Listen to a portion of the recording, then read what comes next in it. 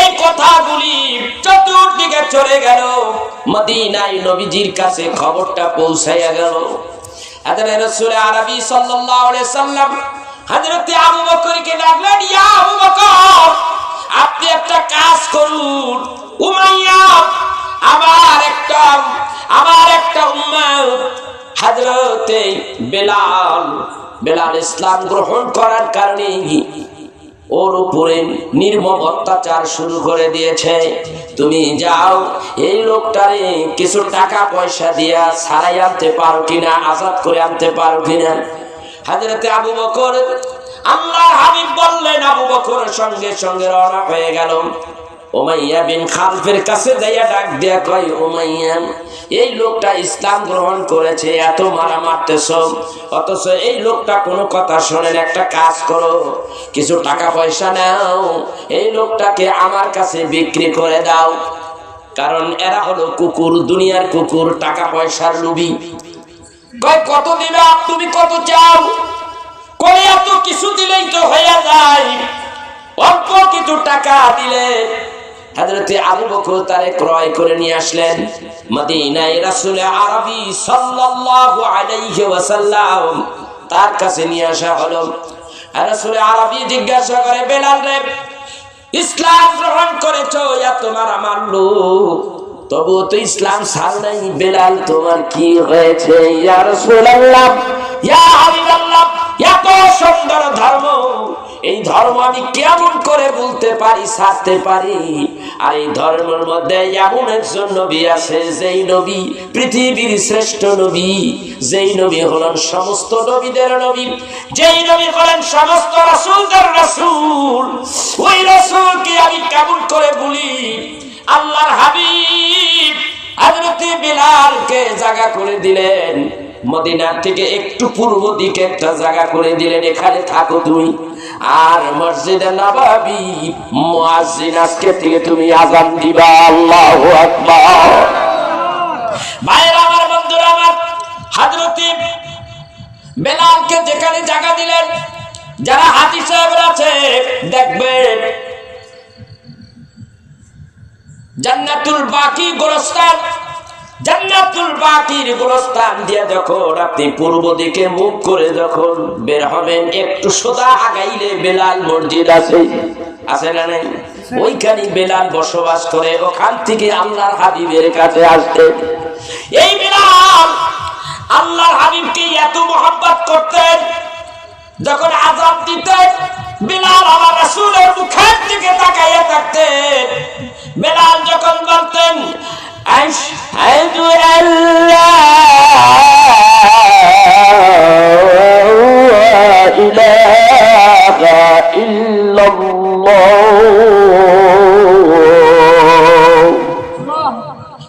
আশহাদু আল্লা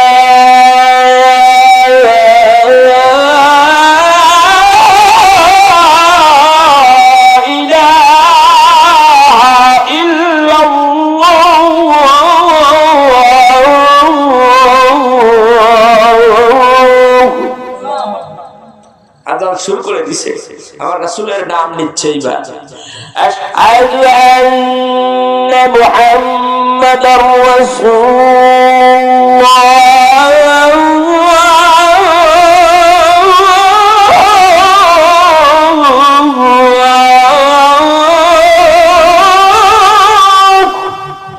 আযান দিছো, আঙ্গুলটা তুইলা আমার রাসূলের দিকে ইঙ্গিত করতে, ওই তো আমার হাবিব, ওই তো আমার আল্লাহর রাসূল। আবু বকর বলতেন, সাইয়্যিদি হাবিবি কুররাতু আইনি বিকা ইয়া রাসূলুল্লাহ সাল্লাল্লাহু আলাইহি সাল্লাম, এই বলে চোখে চুমা দিতেন। তাফসীরে রুহুল বয়ানের ৭ম ভলিউমের মধ্যে আসছে, আবু বকর চুমা দিতেন এইভাবে। আমার রাসূল বলতেন, আবু বকর তুমি কি করলা? ইয়া রাসূলুল্লাহ, আশহাদু আন্না মুহাম্মাদার রাসূলুল্লাহ বলে যখন বেলাল আযান দিতেছিল, তখন আমি বলেছি, সাইয়্যিদি হাবিবি কুররাতু আইনি বিকা ইয়া রাসূলুল্লাহ সাল্লাল্লাহু আলাইহি সাল্লাম, এই বলে আমি চুমা দিলাম। নবী গো, আপনি সাইয়্যিদ, সমস্ত নবীদের সরদার, সাইয়্যিদি হাবিবি, আপনি হলেন হাবিবুল্লাহ, আল্লাহর বন্ধু। কুররাতু আইনি বিকা ইয়া রাসূলুল্লাহ, আপনি আমার চোখের মণি, এই বলে সুমা দিয়ে চোখে লাগাই না। আমার নবী বলে আমার আবু বকর যে কাজটা করলো, এই কাজটা যদি কোনো ব্যক্তি করে তাহলে আমি আল্লাহর নবী কাল কিয়ামতের দিন মানুষগুলিরে খুঁজবো, খুঁজে খুঁজে সুপারিশ করে জান্নাতে পাঠিয়ে দেব। আল্লাহু আকবার। এরপরে তাফসীরে জালালাইন শরীফের সম্ভবত 12 নম্বর হাসিয়া, ইন্নাল্লাহা ওয়া মালাইকাতাহু ইউসাল্লুনা আলান নবী, সূরা আযমের এই আয়াতে কারিমা ব্যাখ্যা হাসিয়ার মধ্যে আসছে, যদি কোনো ব্যক্তি এই নাম শুনি এইভাবে সুমা দেয়, সুমা দিয়া যদি চোখে লাগায়, এই মানুষটাকে যদি তার অদৃষ্টিতে থাকে যে সে একদিন অন্ধ হয়ে যাবে, অন্ধত্ব খণ্ডিয়ে দেওয়া হবে, জীবনে আর কোনোদিন সে অন্ধ হবে না, চোখের আলো ফুরাবে না, চোখে কম দেখবে তাও হবে না, বরঞ্চ আরো উন্নত হবে, কিন্তু আর চোখের পাওয়ার নষ্ট হবে না। এই হাজিয়ার মধ্যে রাখে কিয়ামতের দিন আল্লাহ তাআলা রাসূল হাবিবুল্লাহ নবী এই মানুষটাকে সুপারিশ করে জান্নাতে পাঠাইয়া দিবে। ভাইরা আমার, বন্ধুরা আমার, শুধু এই কথা এই জায়গায় নাই, ফতোয়ায়ে শামির মধ্যে আছে, ফতোয়ায়ে শামির মধ্যে আছে, তোমরা যদি আল্লাহর হাবিবের কথা শোনো, শোনার পরে বলবে সাইয়্যিদি হাবিবি কুররাতু আইনি বিকা ইয়া রাসূলুল্লাহ, এই কথা বলবে, এইটা হলো মুস্তাহাব সুন্নাহ, এই কাজ করলে উপকার আছে। ভাইরা আমার, এক শ্রেণীর মোল্লারা আছে এখন, এই মৌলানা মানুষদেরকে বুঝাই নবীজির নাম শুনিয়া সুমা দেওয়া এটা বেদাত, কোন দলিল নাই, বেদাত বলে দিল। দেখছেন নি কারবার? পৃথিবীর মধ্যে আপনার আমার কাছে সবচাইতে বেশি প্রিয় হইল আল্লাহ আর নবী, ঠিক না বেঠিক? তাদের নামটা সুমা দিয়া চোখে লাগাইলে কি হতে পারে? দলিল আছে, উপকার হবে। দলিল বলে জান্নাত পাওয়া যাবে, বিনা দলিলেরা বলে যে সুমা দিল এটা বেদাত। আমি বলবো যে ব্যক্তি দলিল খণ্ডন করলো, মিথ্যা কথা জাতিরে বুঝাইলো, এই মানুষটা ধ্বংসপ্রাপ্ত হবে। এই মানুষটার মুসলমানিত্ব আছে কিনা সন্দেহ আছে, সন্দেহ আছে। ভাইরা আমার, সেজন্য বলবো রাসূলকে মহব্বত করতে হবে, ভালোবাসতে হবে, দ্বীনকে ভালোবাসতে হবে। এই দ্বীনের জন্য কতই না কষ্ট করেছে আল্লাহর হাবিব। আমি আরেকটা শ্লোক আপনাদের সামনে তুলে ধরতে চাই। রাসূল আরবি সাল্লাল্লাহু আলাইহি সাল্লাম মদিনা শরীফ, এই তো আমি কিছুদিন আগে মদিনা শরীফ থেকে ঘুরে আসলাম, মক্কা মদিনা থেকে ঘুরে আসলাম, এখান থেকে কুয়েত এবং ওমান, এই কয়েকটা দেশ থেকে আমি ঘুরে আসলাম। আমার আল্লাহর হাবিব যেইখানে থাকতেন সেই জায়গাটা দেখে আসলাম, মা ফাতেমার বাড়িটা দেখে আসলাম। আমার রাসূল মদিনার বাইরে দ্বীনের দাওয়াতের জন্য 14 থেকে 20 দিন, 20 দিন দ্বীনের দাওয়াত দেওয়ার জন্য, তাবলীগের দাওয়াত। এই যে বর্তমান যে তাবলীগ, আবার এইটা না, এটাই হলো সত্যিকারের তাবলীগ, যে তাবলীগ রাসূল কাফেরদের কাছে পৌঁছে দিয়েছে, ঠিক কিনা? তাবলীগ সত্যিকারের তাবলীগ, যে একটা মুসলমান কাফেরের কাছে পৌঁছে দেবে, এটাই হলো তাবলীগ। আর ওয়াজ করে মানুষদেরকে বুঝানো, এইটা হলো ক্লাস, তালকিন দেওয়া, মানুষদেরকে কিছু এটার কি বলে ফ্রেশ করা, আবর্জনা পরিষ্কার করে দেওয়া। তুমি যে কাজ করতেছো, ভুল করতেছো, নামাজ পড়ো না, নামাজ পড়ো, হারাম খাচ্ছ, হারাম ছেড়ে দাও, হালাল খাও, ইত্যাদি। এইভাবে মানুষদেরকে বোঝানো, ওয়াজের মাধ্যমে মানুষদেরকে একটু শিক্ষা দেওয়া হয়। তো ভাইরা, দ্বীনের নবী আজকে 14 দিন, মতান্তরে 20 দিন মদিনায় নাই, দ্বীনের দাওয়াতের জন্য কোন একটা দেশে চলে গেছেন, মদিনার বাইরে। এমন সময় 14 দিন মতান্তরে 20 দিন পরে আল্লাহর হাবিব মদিনায় আসলেন। সাহাবীদেরকে নিয়ে মসজিদের ভিতরে ঢুকলেন, নামাজ আদায় করলেন। হযরত বিলাল আপনি দৌড়ে আসলেন, নবীজি মদিনায় আসলেন। নবীজি মদিনায় আসছে, হযরতে বিলাল নামাজ পড়ে নবীজির কাছে চলে গেলেন। ইয়া রাসূলুল্লাহ, ইয়া হাবিবাল্লাহ, আপনি কি খবর রাখেন? ইয়া রাসূলুল্লাহ, ইয়া হাবিবাল্লাহ, আপনি কি খবর রাখেন? মা ফাতেমার বাড়ির খবর রাখেন নি গো নবীজি? হযরতে রাসূল আরবি সাল্লাল্লাহু আলাইহি ওয়াসাল্লাম বলেন, বিলাল রে, কেন কি হয়েছে আমার ফাতেমার? ইয়া রাসূলুল্লাহ, ইয়া হাবিবাল্লাহ, জলদি বাড়ি যান, মা ফাতেমার খবর লন গো নবীজি। মা ফাতেমা অনেক অসুস্থ। আল্লাহর হাবিব একেবারে অস্থির হয়ে গেছে, দৌড়াইয়া চলে গেলেন। মা ফাতেমার বাড়ির দরজার কিনারে দাঁড়াইয়া আওয়াজ দিলেন। বাড়ির ভিতরে সশরীরে ঢোকা করতে জায়েজ নাই। মিশকাত শরীফের হাদিসে আসছে, তুমি যখন বাড়িতে ঢুকবা, বাড়িতে ঢোকার জন্য অনুমতি চাও, অনুমতি হবে, বলতে হবে আসসালামু আলাইকুম ওয়া রাহমাতুল্লাহ। সালাম দাও, সালাম 3 বার দিবাম। দেওয়ার পরে যদি কোনো উত্তর না আসে তাহলে আর ঢুকবা না, ফিরে আসবা। আর 3 বার সালাম দিলের মধ্যে যদি উত্তর দেয়, বুঝতে হবে ঘরের মধ্যে মানুষ আসে, অনুমতি চাও, অনুমতি চাইয়া ভিতরে ঢুকে যাও। আর এখন তো মাশাআল্লাহ যেখান থেকে বাড়ির উপর দিয়ে রাস্তা, ইনশাআল্লাহ একেবারে সেই পর্দা বাড়ি আছে না নাই? কথা কয় না? একেবারে বাড়ির মধ্যে ঢুকে গেছে। ওইখানে কারা দাঁড়ানো আছে? বাবা একটু নিচে আসেন। ওইখানে তারা দাঁড়িয়ে আছে, নিচে আসেন ভাইরা।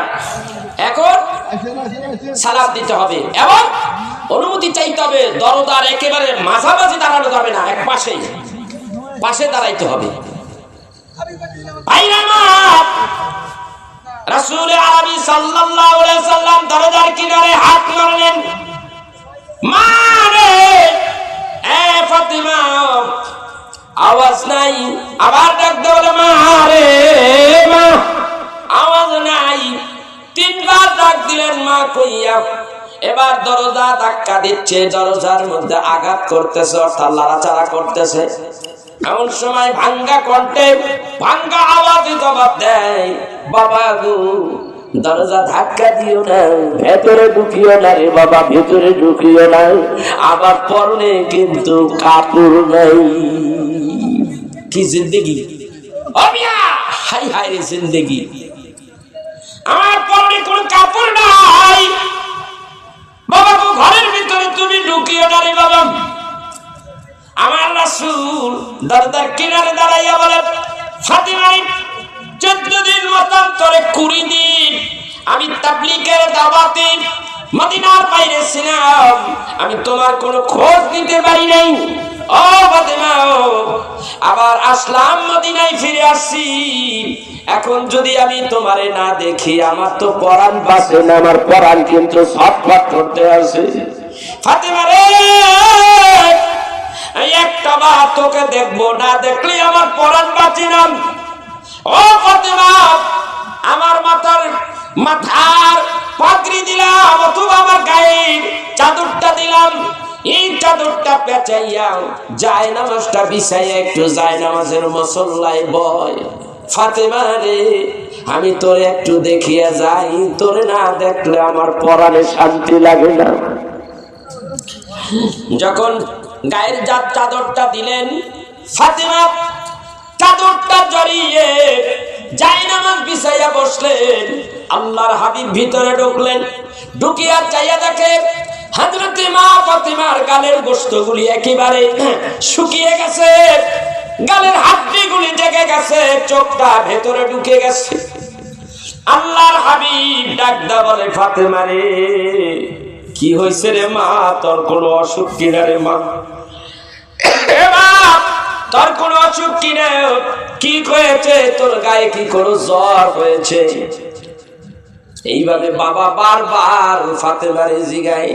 ফাতেমা ডাক দিয়ে বলে, বাবা রে, ও বাবা, তোমাকে বলি একটু পানি আর একটু খুরমা খেজুর খাইয়া বাবা গো কয়দিন বেঁচে থাকা যায় রে বাবা? আজকে 14 দিন আমার চুলায় আগুন জ্বলে না, 14 দিন খাবার নাই, আপনার জামাতা হযরতে আলী কাজের সন্ধানে বাহিরে বাহিরে দৌড়াদৌড়ি করে, কোথাও কাজ পায় না, খাবারও আনতে পারে না, না খাইয়া 14 দিন পার করেছি। এইভাবে চিৎকার দিয়া আমার রাসূলের মাথা, রাসূলের বুকের সঙ্গে নিজের মাথাটা টেক লাগাইয়া কান্দে আর কান্দে। আল্লাহর হাবিব ডাকদা বলেন, ফাতেমা রে, কান্দিস না রে ফাতেমা, তুই যদি এইভাবে কান্দোস আমি রাহমাতের নবীর কলিজা ছিঁড়ে যায়।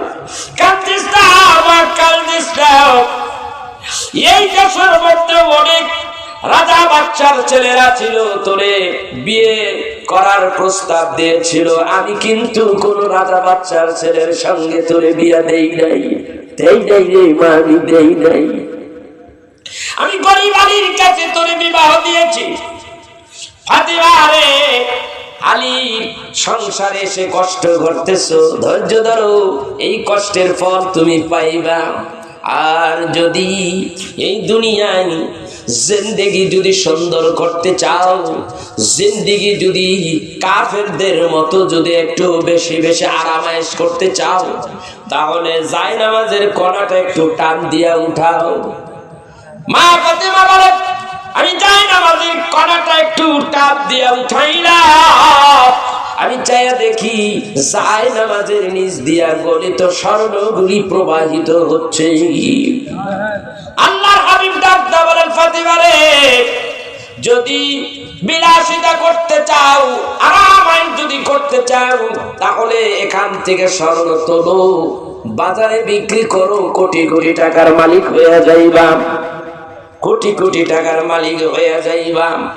মা ইউরিদ সাওয়াবাত দুনিয়া নুতিহি মিনহা ওয়া মান ইউরিদ সাওয়াবাল আখিরাতি নুতিহি মিনহা।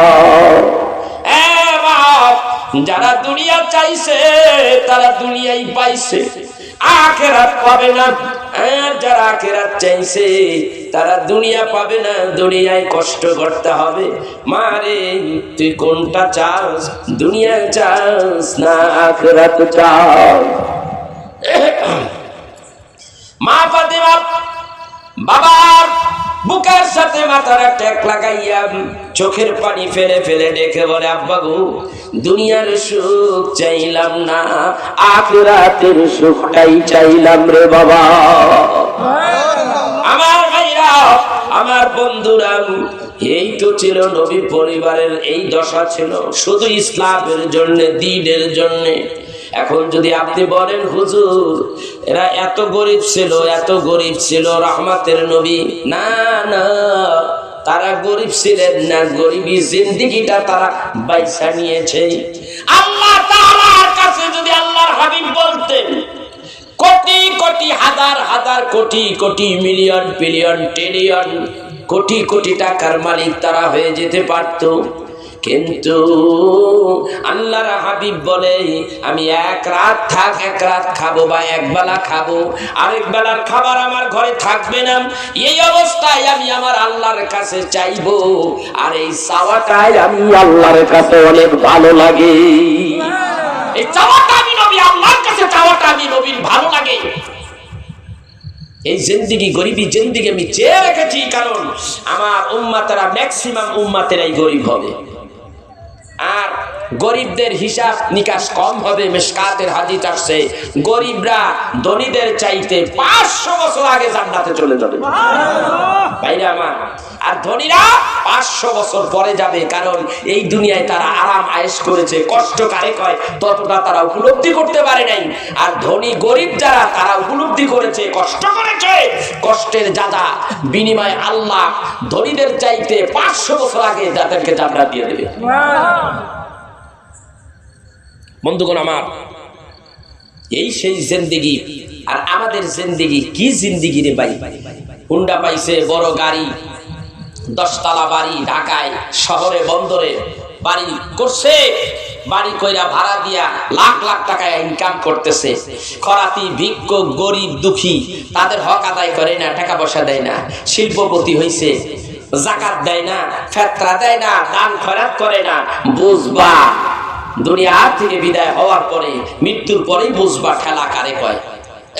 তুমি সম্পদের মালিক হয়েছ, তোমার ওই সম্পদের ভিতরে গরিবের হক আছে, ওটা বের করো, বের করে গরিবেরটা গরিবকে দিয়ে দাও, তাহলেই তোমার সম্পদ পবিত্র হয়ে যাবে, তোমার সম্পদের সম্মান আল্লাহর কাছে বেড়ে যাবে।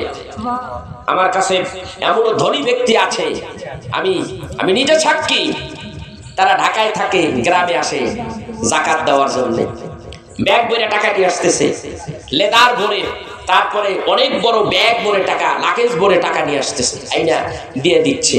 এই যে টাকা দান করা, এটা একটা কলিজার ব্যাপারের দরকার, আত্মার দরকার, চোখের সামনে টাকা দিয়ে দিচ্ছে।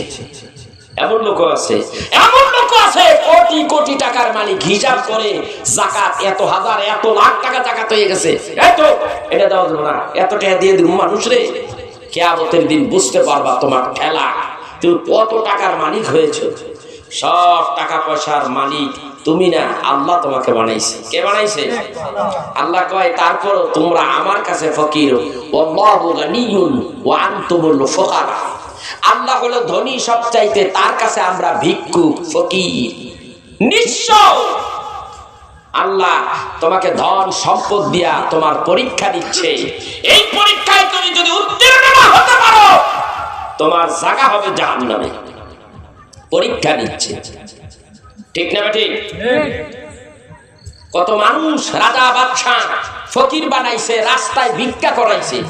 গুলশানে বাড়ি ছিল, আল্লাহ তাআলা অহংকারের কারণে তাদেরকে সেই 10 তলা 20 তলা থেকে টাইনা কানের টোকা ধরে ভিক্ষার থালা হাতের মধ্যে দিয়া তারপরে ঢাকার শহরের মধ্যে তা ঘুরাইছে। আছে না নাই এরকম নসিব? অনেক আছে, অনেক অনেক। এই জন্য কবি বলতেছে, সকালবেলার ধনী রে তুই, সকালবেলার ধনী রে তুই, ফকির সন্ধ্যাবেলা নদীরে কুল ভাঙ্গে ও কুল গড়ে, এই তো নদীর খেলা। সকালবেলার বাচ্চার তুই ফকির সন্ধ্যাবেলা, সকালবেলার বাচ্চার তুই ফকির সন্ধ্যাবেলা। তুমি টাকা পয়সার মালিক হয়ে গেছো, আল্লাহকে ভুলে যাও না, আল্লাহর বিধান ঠিক রাখো, আল্লাহর কথা আল্লাহ বেশি বেশি স্মরণ করো। আমার কাছে আছে এমন লোক, তারা দিয়ে দেয়, হিসাব করে করে দেয়, এদের জন্য সাক্ষী আমার দরকার নাই, আল্লাহই যথেষ্ট, ঠিক না ঠিক? অথচ আমরা মুসলমান আমাদের ধর্মকে কত ছোট ভাবতেছি, কাজে কর্মে প্রমাণ, ঠিক না? আজকে এই মানুষগুলি চায়ের দোকানে গপ্প মারতেছে, লাভ আছে? বাড়িতে শুয়ে আছে, লাভ আছে? অতিরিক্ত শীত আছে এখানে? মাহফিল শুনতে কোনো ডিস্টার্ব আছে? কোনো সমস্যা আছে? কিছুই নেই। কত সুন্দর আরাম, কত সুন্দর পরিবেশ। এই পরিবেশে বসে দিনের কিছু কথা শুনলে দুইটা লাভ, একটা হলো শিক্ষা অর্জন হলো, আরেকটা হলো যতটুক সময় রাসূলের মহাব্বতে আল্লাহকে সন্তুষ্টি করার উদ্দেশ্যে রাসূলের মহাব্বতে যারা বসছে, আল্লাহ আপনার পিছনের গুনাহ মাফ করে দিবেন। ওয়াদা কার? আল্লাহ। যারা কেন ওয়াদা কার? আল্লাহ বলেন, ইন কুনতুম তুহিব্বুনাল্লাহ ফাত্তাবিউনি ইউহিব্বুকুমুল্লাহ ওয়া ইয়াগফির লাকুম যুনুবাকুম ওয়াল্লাহু গফুরুর রহিম।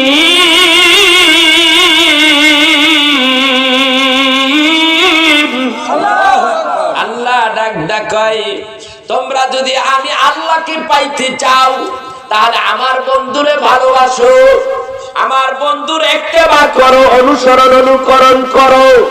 যদি আমার বন্ধুকে ভালোবাসতে পারো, তাহলে শুনে নাও আমি আল্লাহ ইউহিব্বুকুমুল্লাহ ওই মানুষটার উপরে খুশি হয়ে যাই, খুশি হইয়াও ওয়ায়াগফির লাকুম যুনুবাকুম, আমি আল্লাহ তাআলা আমার হাবিবকে ভালোবাসার কারণে তার উপরে রাজি হয়ে যাই, খুশি হয়ে যাই, আর বিনিময়ে আমি আল্লাহ তাআলা তার জীবনের সব গুনাহগুলি maaf করে দেই।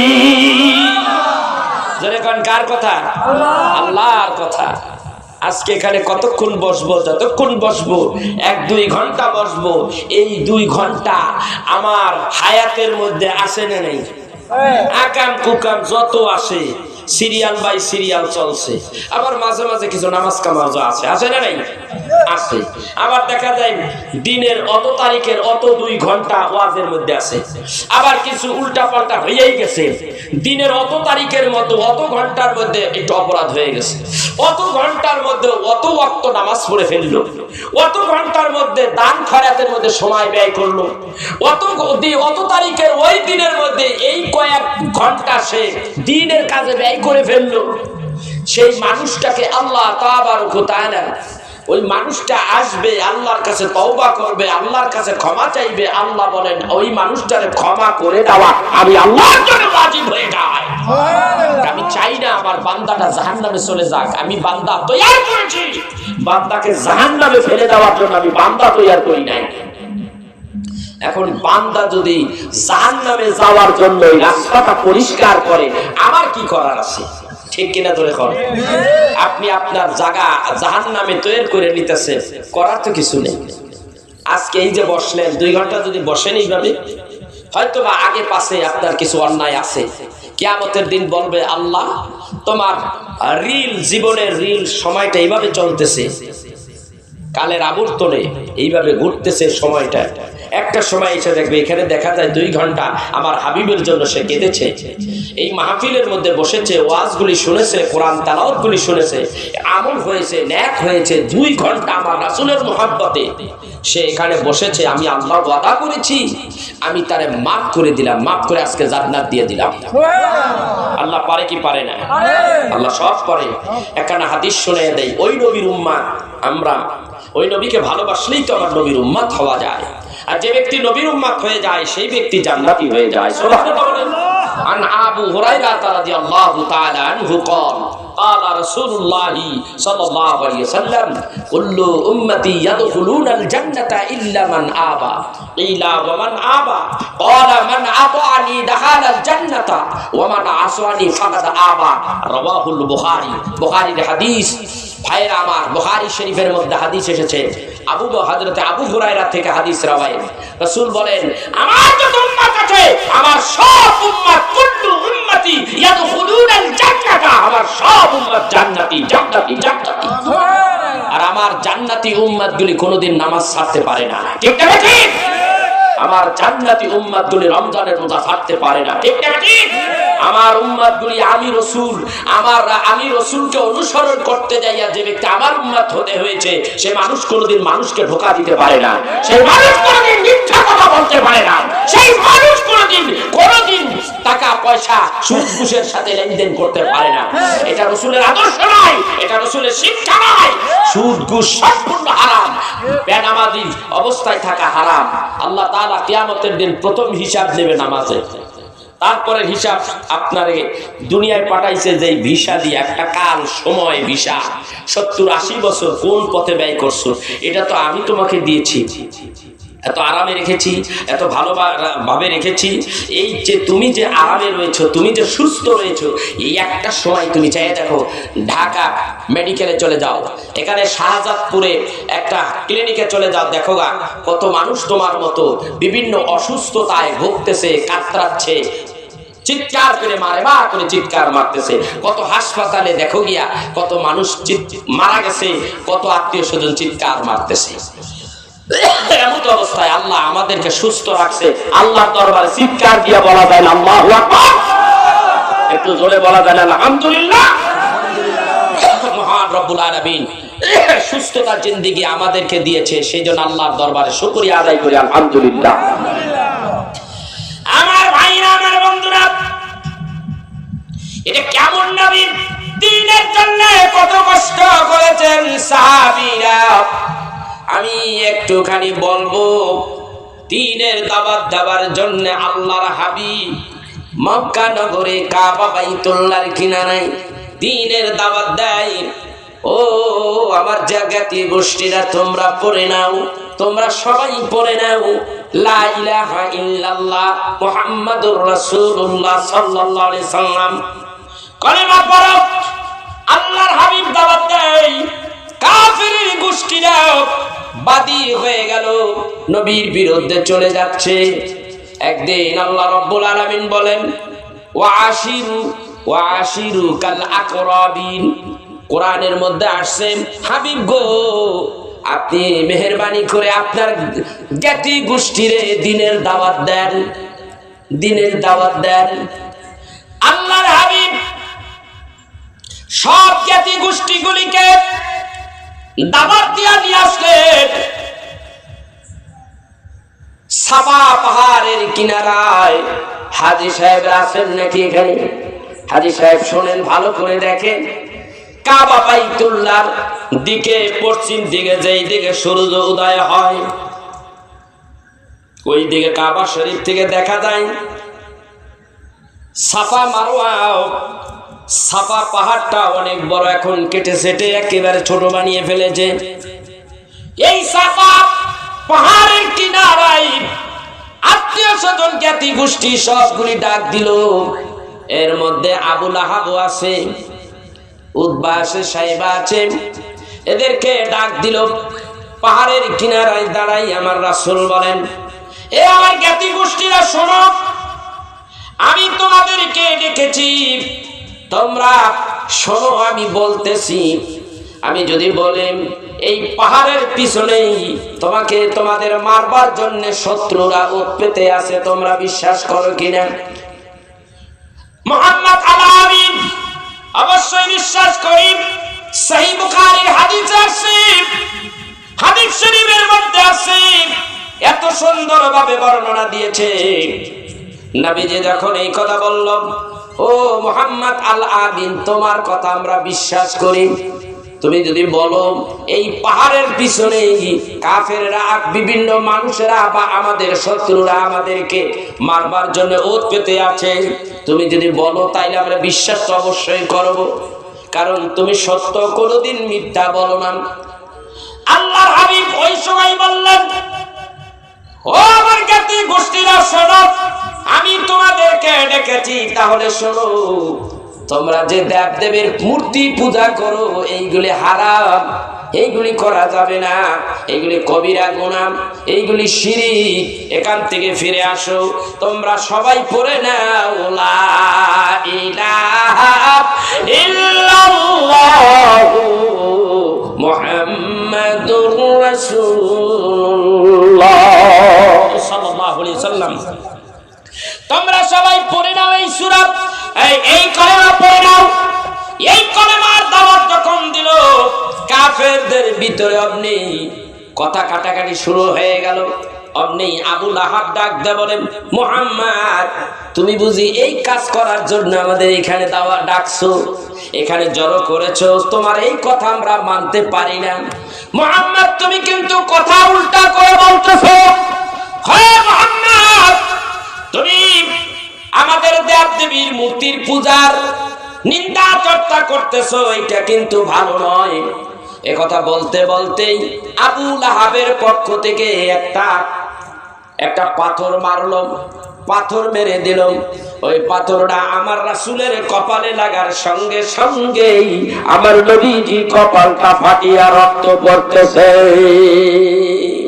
ভাইরা আমার, বন্ধুরা আমার, অনেক চমৎকার একটি কথা, এটা সহিহ বুখারীতে আছে, তাফসীরের কিতাবে আছে, আমি আপনাদের কাছে সুন্দর করে বলে দেব। একটু দরুদ শরীফ পড়ি, আল্লাহুম্মা সাল্লি। সূরা লাহাব কা বাইর করে দিই, কোরআন আছে, জোরে জোরে জোরে। ওয়া আলা আলি সাইয়্যিদিনা, আরো জোরে, আল্লাহুম্মা সাল্লি সাইয়্যিদিনা মাওলানা ওয়া আলা আলি সাইয়্যিদিনা আমার নূর নবীজি নাই আসিলেন আল্লাহকে কেউ চিনতাম না। আমার দয়াল নবীজি নাই আসিলেন আল্লাহকে কেউ চিনতাম না। নবী হলেন আল্লাহর সাক্ষী পাক কোরআনের ঘোষণা। আল্লাহুম্মা সাল্লি আলা সাইয়্যিদিনা মাওলানা ওয়া আলা আলি সাইয়্যিদিনা। আওয়াজ দিয়া পড়ি আমরা, ডানে মাটি বামে এই মাটি, এই মাটি হবে বিছানা। ডানে মাটি বামে এই মাটি, এই মাটি হবে বিছানা। অন্ধকার কবরে পাবে নূর নবীজির ঠিকানা। আল্লাহুম্মা সাল্লি আলা সাইয়্যিদিনা মাওলানা ওয়া আলা আলি সাইয়্যিদিনা। আল্লাহর হাবিব যখন দ্বীনের দাওয়াত দিলেন, কাফেরদের মধ্যে থেকে আবু লাহাব একটা পাথর মারলেন। আল্লাহ তাআলা ডাকতে বলেন, হাবিব গো, আমি কিন্তু দ্বীনের দাওয়াত দেওয়ার জন্য এই পরিবেশ সৃষ্টি করতে বলেছি আপনারে। আপনি কিন্তু দ্বীনের দাওয়াত দেওয়ার জন্য এখানে সবাইকে ডাকলেন, দ্বীনের দাওয়াত দিয়েছেন, যার কারণে আবু লাহাব আপনাকে বেইজ্জতি করলো, সমস্ত কাফের গুলিকে এমন ভাবে উস্কাইয়া দিল এবং নিজে একটা পাথর মাইরা আপনার কপালটা ফাটাইয়া দিল। হাবিব,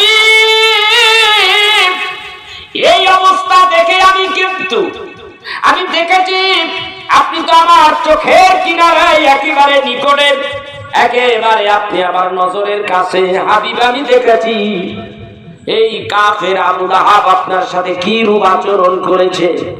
এই জন্যই আল্লাহ রাব্বুল আলামিন এই আবু লাহাবের নামে একটা সূরা নাজিল করলেন। বুখারীতে আছে সূরাটা যদিও একেবারে আপনাদের পরিচিত, অথচ এটার কথা আসে বুখারীর মধ্যে, বুখারী শরীফের মধ্যে আছে। ওই সময় আল্লাহ রাব্বুল আলামিন এই সূরা লাহাব নাজিল করে দিলেন আবু লাহাবের নামে। আল্লাহ ঘোষণা করলেন, বিসমিল্লাহির রহমানির রহিম, তাব্বাত ইয়াদা আবি লাহাব ওয়া তাব। ধ্বংস হোক আবু লাহাব এবং আবু লাহাবের দুই হস্ত, দুইটি হাত ধ্বংস হয়ে যাক। আল্লাহ বলেন আবু লাহাব নিজেও ধ্বংস হয়ে যাক। মা আগনা আনহু মালুহু ওয়া মা কাসাব। ওর ধন সম্পদ, ওর উপার্জন, ওর কোনো উপকারে আসবে না।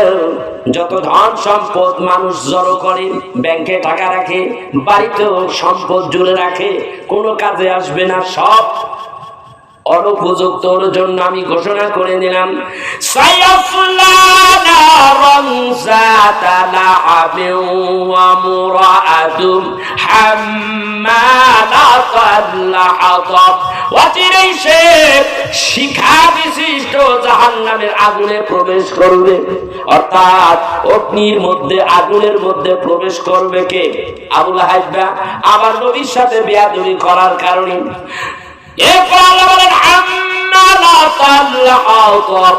এবং তার স্ত্রীও যে ইন্ধন বহন করে, ইন্ধন বুঝেননি, লাকড়ি বহন করে।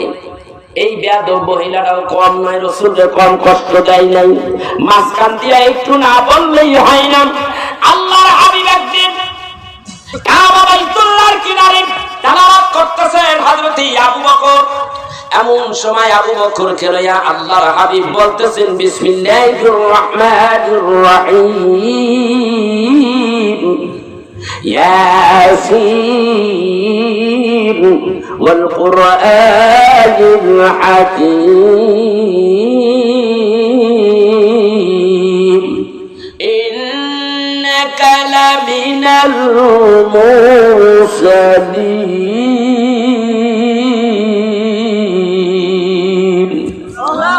এই সূরাটা তেলাওয়াত করতেছে আর এই মহিলা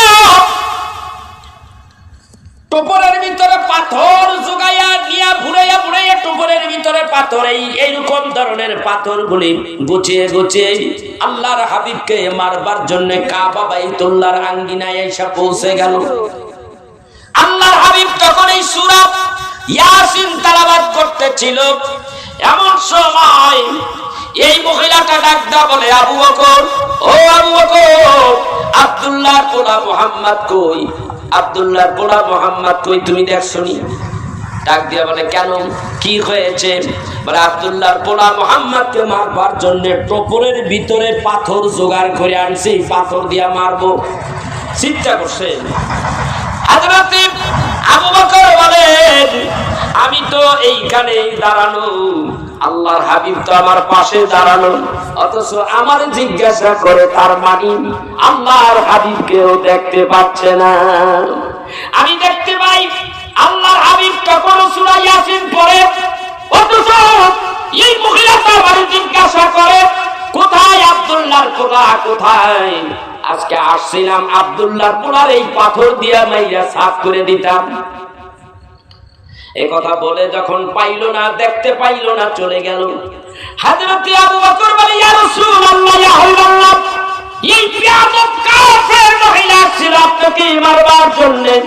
হুজুর আমাকে দেখলো, আপনারে দেখলো না, কারণ কি? আমি তো আপনারে দেখতেছিলাম, আপনি আমার পাশে দাঁড়াইয়া সূরা ইয়াসিন তেলাওয়াত করেন। আল্লাহ হাবিব বলেন, ওই সময় জিবরাইল আসলো, হাবিবুল্লাহ নবীরে জানাইয়া দিলেন, ইয়া রাসূলুল্লাহ, ইয়া হাবিবাল্লাহ, আল্লাহ চায় না কোন পুরুষ ব্যক্তি কোন মহিলার দ্বারা অপমানিত হোক, এটা আল্লাহ চায় না। আবার আপনি তো আল্লাহর দোস্ত, এটা তো আরো ভিন্ন কথা। হুজুর, আপনাকে একজন মহিলা অপমান করবে, এইটা আমার আল্লাহ চাই না বিদায় ওই মহিলার সামনে আর আপনি আর ওই মহিলার মাঝামাঝির মধ্যে আল্লাহ তাআলা একটা নূরের হেজাব দিয়া দিছে, একটা পর্দা সেটিং করে দিয়েছে, যেন ওই মহিলা আপনি নবীরে না দেখতে পায়। কিন্তু আবু জাহেল ঠিকই দেখছে। এই সেই মহিলা আল্লাহর হাবিবের সাথে কত বড় বেয়াদবি করেছে। এই জন্যই বলা হয়েছে কি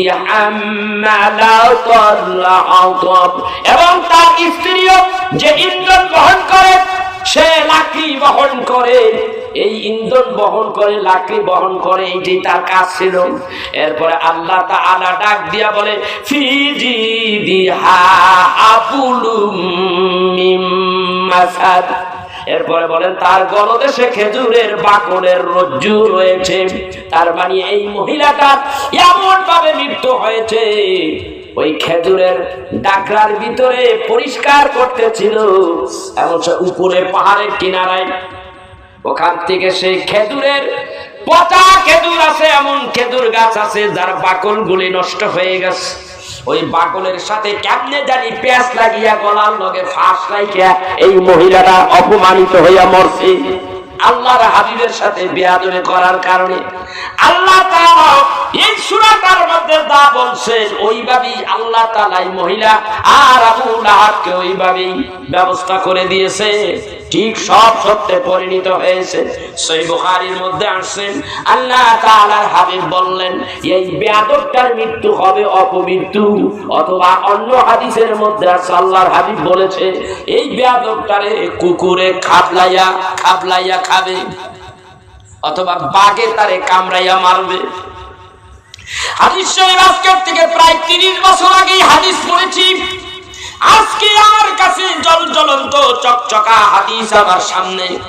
বাইরে আমার বন্ধুরা, আমার এই আবু লাহাব একবার কোথা থেকে জানি আসতেছিল, একটা বাঘ তাকে দৌড়াইতেছিল, বাঘের বয়সে একেবারে উপরে উঠে গেছে, পাহাড়ের উপরে, নিচে নামে না। এইবার অনেক সময় হয়ে যায়, অনেক অনেক সময় বাঘটা এখানে বসে আছে, বাঘটা ঘুমন্ত অবস্থায় আছে। এমন সময় আবু লাহাব মনে করেছে যে এখন আমি বের হয়ে যেতে পারবো, বাঘ তো যায়ও না, ঘুমাইছে, তাই আমি বের হয়ে যাই। ভাইরা আমার, বন্ধুরা আমার, ওই সময় আস্তে আস্তে করিয়া পাহাড়ের দিকে নামতেছিল, নেমে আসতে যখন যাচ্ছিল অমনি বাঘ তাকে ধরছে। আল্লাহু আকবার বলবেন না? আল্লাহর গজব। মতান্তরে তার মৃত্যু আরেকটা কারণ হইল, তার মৃত্যু হয়েছে তার শরীরের মধ্যে পচন ধরছে এক জায়গায়। এই পচন বাড়তে বাড়তে অনেক বাইরে গেল, দুর্গন্ধ। তার পরিবার বর্গ তাকে বাড়ির থেকে একটু দূরে সরাইয়া একটা আলাদা ঘরের মধ্যে রাখলো। কিছুদিনের ভিতরে আবু লাহাবের সারা শরীর পচন ধরে গেল। এতদিন মানুষ যাইতো, খাবার দিত, এখন আর কেউ যায় না, দুর্গন্ধ কয়। ভাইরা আমার, বন্ধুরা আমার, এখন কি করা যায়? আশেপাশে কোনো মানুষ থাকতে পারে না, বড় সমস্যা হয়। এমন সময় আবু লাহাবের বাবা, তার গার্জিয়ানের পক্ষ থেকে খবর আসলো, একটা কাজ করো, তারে এই আবু লাহাবরে ধরি একটা কাজ করো, একটা ভালো মতো একটা বস্তার মধ্যে ভরো। ভাড়াটিয়া সুইপার আছে না, পায়খানা সাফ করার জন্য সুইপার ভাড়া করে না, কথা বলে না, ওইরকম ধরনের মানুষ একটা সৃষ্টি করলো, মানে হায়ার করলো টাকা দিয়ে। তার কাজ হলো তুমি আরে বস্তায় করিয়া তারে উটের এই এই পেটের সঙ্গে বাইতে দিবা, উটকে ছেড়ে দিবা, পিছন থেকে ইদিয়া দিবা, হাঁকাইয়া দিবা, উট মরুভূমির কিনারে নিয়ে ওরে ফালাই দিয়ে আসবে। ও এমন একটা জায়গায় যাবে, এতটুক দূরে গেলে ওটা এমনি খুলে যাবে। উট তাকে নিয়ে মাঝখানে ফেলে দিল, ওখানেই সে পড়ে মরল। ওখানে সে সহজে মরে না, যে শেষ পর্যন্ত এই পাথর, বড় বড় পাথরগুলি তুলে তুলে তার উপরে মারতে মারতে এই পাথরের স্তূপের মধ্যেই তাকে হত্যা করে দেওয়া হলো। আল্লাহর হাবিবের শানে বেয়াদবি করলে এরকমই হয়। আল্লাহ বলেছেন, ওয়া তুআজ্জিরহু ওয়া তুআক্কির, আমার হাবিবকে যে ইজ্জত করবে আমি আল্লাহ তার সম্মান বাড়িয়ে দেব। আমার হাবিবের শানে যারা বেয়াদবি করবে আমি আল্লাহ তাবারক ওয়া তাআলা এইভাবে তাদেরকে বেইজ্জতি করব। ভাইরা আমার, আমি আপনাদের কাছে আলোচনা সংক্ষিপ্ত করে দিচ্ছি, যেহেতু সামনে আর আলোচনা করব না। আগামী কালকে আমার বগুড়াতে প্রোগ্রাম আছে, ওখানে আমার যেতে হবে, একটু রেস্টেরও প্রয়োজন, ফজরের নামাজেরও প্রয়োজন। আপনারা যে আলোচনাগুলি আপনাদের কাছে করলাম, তুলে ধরলাম, এই আলোচনা আমার একটাই উদ্দেশ্য ছিল, আমরা দিনকে, দিনের ওজন, দিনের সম্মান, দিনের মর্যাদা আমরা দিতে শিখি, দিন সম্পর্কে জানি, কোরআন এবং হাদিসের ভিত্তিতে দিন সম্পর্কে জানি। আমার কি করতে হবে? এই পৃথিবীতে আল্লাহ আমাকে এমনি এমনি পাঠাই নাই, আমাকে আপনাকে এই পৃথিবীতে পাঠাইছে, তার ভিতরে একটা রহস্য আছে, আছে না নাই? অবশ্যই রহস্য আছে। আমার ইচ্ছা ছিল যে আজকে আমি আপনাদের কাছে সূরা আর রহমান, এই সূরা আর রহমানের একটা সুন্দর, একটি চমৎকার একটি বয়ান আপনাদের সামনে উপস্থাপন করব, কিন্তু সেই খাওয়ার লোক তো নাই, আছে খাওয়ার লোক নাই, কোথায় কি বলবো বলেন?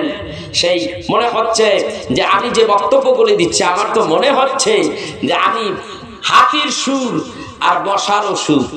আমি মনে হয় মশার সুরের মধ্যে কয়েক মন পানি ঢেলে দিচ্ছি, পানি ঢেলে দিলে মশার যে অবস্থা, আজকের বয়ান অবস্থা এরকম। কোথায় বলবো, কার কাছে বলবো? দুঃখ লাগে। মুসলমান আল্লাহ ভুলে গেছে, রাসূলকে ভুলে গেছে। মুসলমান তার জিন্দেগি হবে ইসলামিক জিন্দেগি, অথচ আমরা কি করলাম বলেন? আমরা পোশাকটা ইসলামের মধ্যে নাই, সুন্নাত ভিত্তিক নাই। ইসলাম, আমি মুসলমান, মুসলমানের পোশাক কেমন সেটা জানি না, মুসলমানের মাথায় টুপি থাকবে সেটাও দিতে জানি না, কিভাবে কি করতে হবে, কোনটা হালাল কোনটা হারাম এটা বুঝি না, কিভাবে আমি হারাম থেকে, কিভাবে আমি নাপাক থেকে পবিত্রতা হব এটাও অনেকে বুঝি না। অথচ বুক ফুলাইয়া ফুলাইয়া হাঁটতেছি। ভাই, আজকে দুনিয়ার মধ্যে এমনও মনীষী, আল্লাহর প্রেমিক মাহবুব বান্দা রয়েছে, আল্লাহর ওলি, ইবাদত করতে করতে তাদের জীবন শেষ। বড় পীর আব্দুল কাদের জিলানী রাহমাতুল্লাহ আলাইহি সারাটা জীবন আল্লাহর রাসূলের মহব্বতে জীবনটা পার করে দিলেন। খাজা মাইনুদ্দিন চিশতি আজমেরি সানজারি রাহমাতুল্লাহ আলাইহি জীবনটা শেষ করে দিলেন এই পথে। আমাদের হানাফি মাযহাবের ইমাম আযম আবু হানিফা রাহমাতুল্লাহ আলাইহি একটা পায়ের উপরে দাঁড়াইতেন, রাতের এশারে নামাজ পড়ে 15 পারা 2 রাকাত নামাজ পড়ার জন্য 15 পারা না করতেন, পড়ে ফেলাইতেন, রুকু করতেন, সেজদা করতেন, আবার আরেকটা পায়ের উপরে দাঁড়াইয়া তিনি বাকি 15 পারা পড়তেন, পরে আবার রুকু করতেন, সেজদা করতেন। ওই ওযুতে ফজরের নামাজ একই রে 40 বছর। সুবহানাল্লাহ, মাথাটা নষ্ট হয়ে যায়। বড় পীর আব্দুল কাদের জিলানী রাহমাতুল্লাহ আলাইহি তার বাহাদাতুল আসরার কিতাবের শেষের দিক দিয়া লেখে, তিনিও এইভাবে দাঁড়াইয়া দাঁড়াইয়া এক পায়ের উপরে সূরা পড়তেন, 15 পারা পড়তেন, এক পায়ের উপরে দাঁড়াইয়া 15 পারা পড়তেন, এরপরে রুকু করতেন, সিজদা করতেন, আর আবার আরেক পা বদলাই আরেক পায়ের উপরে দাঁড়াইতেন, রুকু করতেন, সিজদা করতেন। 2 রাকাত নামাজ শেষ, 30 পারা কোরআন পড়া শেষ। এইভাবে ফজরের নামাজ ওই একই ওযু দিয়া পড়লেন, একই রেট 40 বছর। কি জিন্দেগি করে! একদিন ডাক দিয়া বলেন, আল্লাহ তাআলা, আল্লাহ ওলিদের কাছে ইলহাম আসে, ইলহামের মাধ্যমে আল্লাহর ওলির সঙ্গে আল্লাহ কথা বলে। ঠিক না ঠিক? ইলহাম সম্পর্কে ধারণা আসেনি? যারা ওলি আল্লাহ পছন্দ করেন, ওলি আল্লাহ ছাড়া মাপ এই যুগে মাপের কোনো উপায় নাই, পথ পাওয়ার কোনো উপায় নাই। আল্লাহর হক্কানি ওলি আল্লাহ পীর মাশায়েখ যারা, তাদের কাছে বসেন, আবার ভণ্ডামি যারা করে এদের কাছে বসেন না, জীবনে জিন্দেগি শেষ হয়ে যাবে।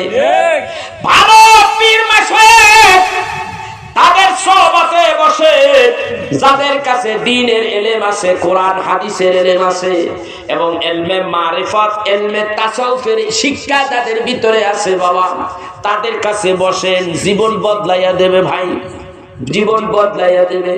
আমার আব্বা হুজুর কিবলা রাহমাতুল্লাহ আলাইহি, আল্লামা আলাউদ্দিন বিন নুরি আল কাদি পীর সাহেব রাহমাতুল্লাহ আলাইহি, আজকে সে দুনিয়ায় বেঁচে নাই, যার কথায় মানুষগুলি বায়াত হইয়া জীবন বদলাইয়া